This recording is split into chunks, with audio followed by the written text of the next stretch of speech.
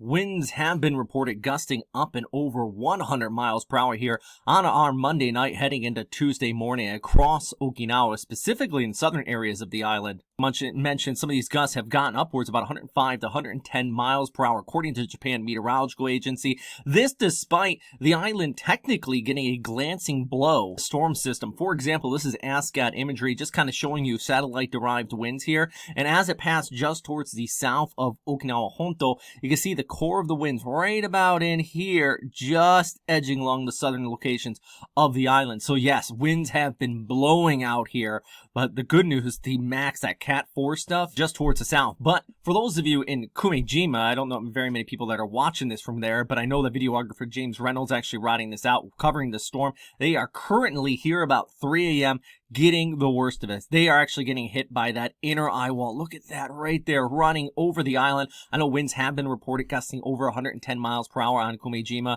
but that is the worst case scenario right there. I mean, still, of course, these rain bands wrapping around, causing damage on the main island of Okinawa. In fact, I have seen reports at least 2 buildings losing their roofs in Naha. That's according to the NHK.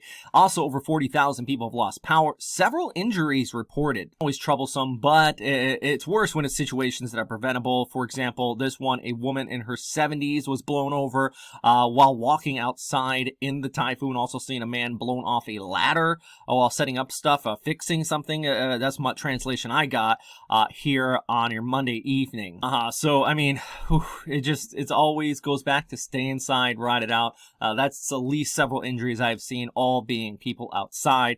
And unfortunately, a home was damaged. But people want to know, when's the wind going to stop? Well, it does look like basically mid to late morning. These are the chance of 50-knot winds or higher from the Japan Meteorological Agency. Starting about 9 to 12, you can see that drops below about 40%, just indicating the likelihood that those winds are going to continue to back off. Let's go back to our JMA high-resolution winds graphic here. And yeah, I like this one because it's built for this area. By 11, 12 o'clock, you start to see this move away. Once you get into any of these little darker shades of purple, that really indicates those winds dramatically backing off by this afternoon. But most of the morning, it is still going to be hot, but slowly tapering off just gradually as it moves towards the north and west away from the main island of Okinawa here. But Kume-Jima, really, my heart goes out to everybody on that island. They are just getting the brunt of this. You guys posted, I know last hour they did get a gust of 115 miles per hour. Waiting for the reports to come through this hour, but I mean, just that's the worst place to be. That is the right front quadrant of a storm system if you're talking about these type of systems. And yeah, this was the outer rain bands that hit Okinawa Honto, and I know a lot of people are talking about power outages, even stuff that they sandbag down in their backyards getting blown about. I mean, it's these storms are no joke.